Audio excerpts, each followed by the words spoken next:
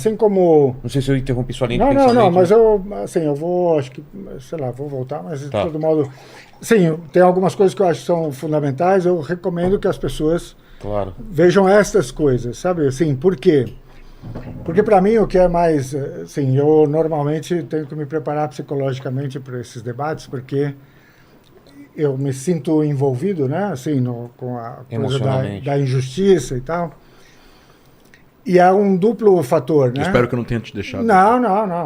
Nós estamos na... Mas é que eu me emociono com a própria Sim, claro. gravidade da Nós coisa dois, e tal. claro.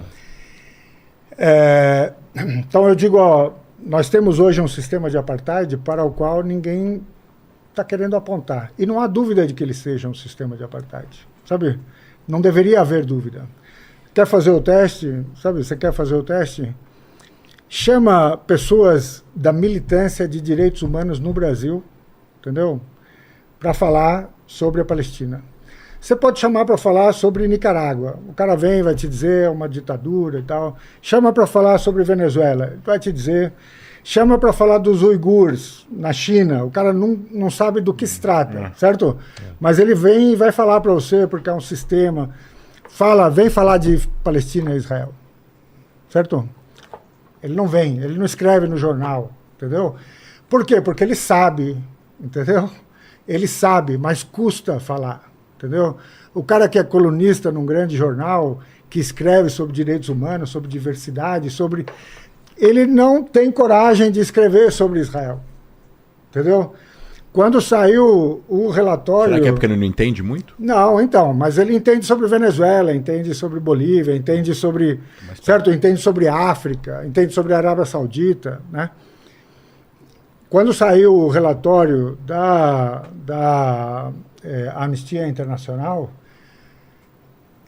sim, é uma coisa para a história, sabe? Eu vou achar para você o artigo que saiu na Folha de São Paulo, escrito pelo Diogo Bersito. Em princípio, é um cara que conhece, certo? Mas o cara, para encaixar um artigo em que ele dissesse que a Anistia Internacional disse que era apartheid, certo? Ele foi buscar um cara, assim, que é o mais radical do mais radical dos sionistas lá em Israel. Quer dizer, precisa fazer a contraparte, entendeu? Quer dizer, precisa ter um cara super pesado aqui para dizer que a Anistia Internacional está dizendo bobagem, sabe? Quando tem um outro colunista, o Matheus Alencastro, né? Que quando sai o relatório, o cara não tem o instinto de dizer, porra, importante isso, né? Uma super organização. Se ela estivesse falando da Síria, se ela estivesse falando do Iraque, da China, eles teriam dado a primeira página, certo? Porque a Anistia Internacional está dizendo que a Síria é um problema, que o Iraque é um problema. Quando eles soltam um relatório sobre a Anistia Internacional, o Matheus Alencastro lá escreve, olha, o Netanyahu é tão ruim, entendeu? Que no tempo dele, a Anistia Internacional criou coragem para dizer que é um apartheid. Quer dizer, o problema dele não é que há um apartheid. O problema dele é que alguém disse, entendeu? E a culpa disso é do Netanyahu, porque ele é muito... Quer dizer, o problema dele é, porra, o Netanyahu feriu a imagem de Israel porque ele é tão radical que até a Anistia Internacional foi lá e disse que tem um apartheid. Quando, na verdade, o apartheid está lá há décadas e estava na hora deles falarem. Só que o que eu quero dizer é, esse cara que, em princípio, está preocupado com direitos humanos, com democracia e tal, ele não tem o instinto de dizer, porra, duas grandes organizações mundiais disseram que tem um apartheid lá, deixa eu ver se tem, deixa eu fazer, sabe, deixa eu olhar, deixa eu perguntar, certo? Então, isso que eu acho que é o essencial, porque senão, o que eu acho que é mais grave, nós dois podemos falar à vontade, e lá, os palestinos, os israelenses, eles vão chegar em algum momento, daqui a alguns anos, em um momento mais trágico para um ou para outro, certo? Acho que encaminha para isso mesmo. Eu acho que caminha para isso e está na mão deles, sabe? Porque eu não posso nem influenciar o comportamento israelense nem o dos palestinos. Mas eles estão lá resolvendo o negócio deles. Minha preocupação aqui como brasileiro, como professor, como é que pode haver uma tamanha injustiça no mundo e a gente não enxergue, a gente consiga não enxergar, certo? Então, bom, primeiro estamos convidados, né? Aí olhar e tal e ver. Se a gente descobrir que é verdade, aí a gente precisa fazer algumas perguntas, que é... Bom, o André falou longamente sobre a questão da identidade judaica e da cultura. Eu, assim, se você me desse mais tempo, eu gostaria até de entrar nesse assunto, porque eu ia falar das várias coisas que eu admiro, entendeu? Numa Hannah Arendt, entendeu? Meu filho tem os bonequinhos do Einstein, entendeu? Sim. Em casa, pela casa e tal. Por quê? Porque, assim, eu reconheço muita gente, muita coisa brilhante, muita coisa... E eu reconheço uma especificidade Theodor Herzl também? Não, aí... Mas eu reconheço muita coisa que, inclusive em conversas com amigos e tal, que... assim, a gente se pergunta por que tem uma centralidade, por exemplo, dos intelectuais judeus, né, no século XIX para o XX, qual que é esse lugar. E a gente, assim, chegou a uma conclusão, na verdade esse meu amigo chegou antes de mim, eu me convenci, de que o judeu, a presença do judeu na Europa tem essa especificidade do, ao mesmo tempo, pertencer e não pertencer, sabe? É verdade. E isso te coloca numa posição, isso te coloca numa posição em que você consegue, sabe, elaborar, que você é forçado a elaborar você e tudo mais. Você é forçado a pensar. Então, assim, eu não, sobrevivência. Eu não nego a questão judaica, não nego o debate, não nego o antissemitismo. Aliás, o antissemitismo nunca foi um problema dos árabes, né? Assim, era um problema da Europa e ele foi exportado para o... Exato. Mas a pergunta fundamental é, e isso eu escrevi também o prefácio à tradução brasileira do A Questão Palestina, do Edward Said, que é um clássico dos anos 70. Muita coisa aconteceu desde então, e eu digo isso no prefácio, também já tem um tempo.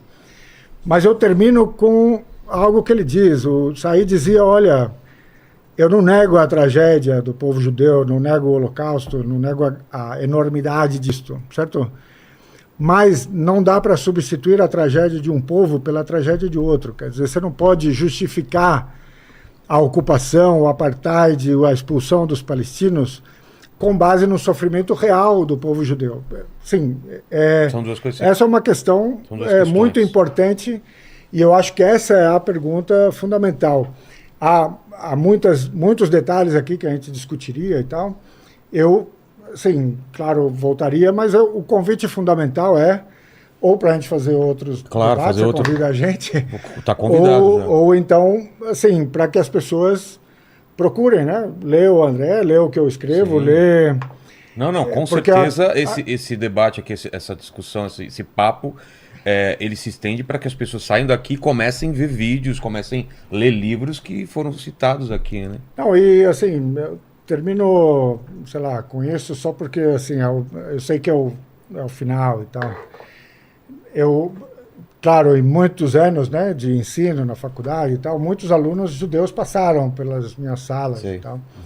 E alguns deles se incomodavam com as coisas que eu dizia na imprensa. Eu não é um tema... De sala de aula. Ainda que, claro, eu posso falar porque eu dou aula de direito internacional, então tem temas que tem a ver, porque você fala do ponto de vista jurídico e tal, então isso eu acho que não há problema nenhum. Mas eu sempre tomava muito cuidado para não dizer, eu sou a figura do professor, né? Eu tenho uma autoridade em princípio, então eu não quero dar a impressão para os alunos de que eu estou impondo para eles uma conclusão minha e tal.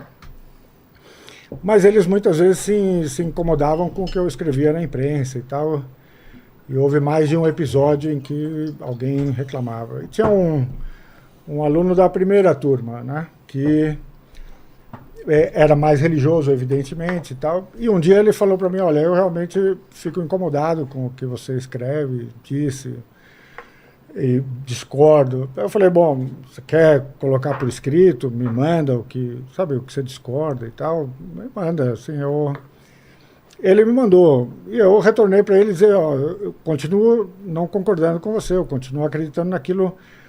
Mas se você quer que o seu argumento fique mais forte, eu te dou estas dicas, entendeu?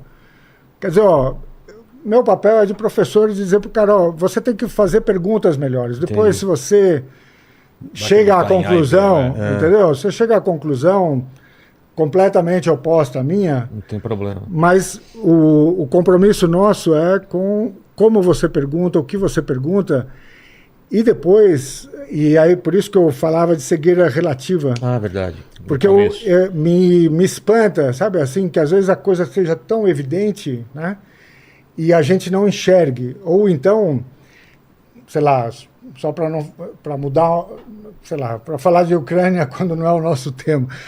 Mas, assim, Deus sabe o que está acontecendo lá no terreno, né? Mas que há uma história sendo veiculada como a história natural, verdadeira, da qual você não pode discordar, isso é um fato, sabe assim? Então, você percebe, pô, mas não tem ninguém contando uma história diferente, não tem, sabe, realmente... Na Rússia tem um monte. Então, e aqui também, nos Estados Unidos e tal, sabe, mas ninguém tá querendo ouvir essa história diferente. Assim, você chega ao absurdo de alguém dizer, não vamos mais ler Dostoiévski, certo? Porque o cara era russo. Isso é absurdo. Então, o que eu quero dizer é que aqui, no caso, sabe, da Palestina, e o André falou de conflito e tal, eu já há um tempo digo, eu não falo mais de conflito, não é nem um conflito árabe-israelense, nem é um conflito palestino-israelense. Hoje é a questão palestina, sabe? Porque é a tragédia palestina que é o que nós estamos vivendo, sabe? É a sobrevida ou não deste povo, né? Um outro dia, quando a gente vier com mais tempo, talvez... Qual tema você acha legal? Não, a gente falaria, eu acho, dessa mudança de relação de forças. Ah, entendi. Porque tem uma leitura que é justamente essa, um risco que a gente corre é realmente desaparecimento do povo palestino, dessa identidade e tal.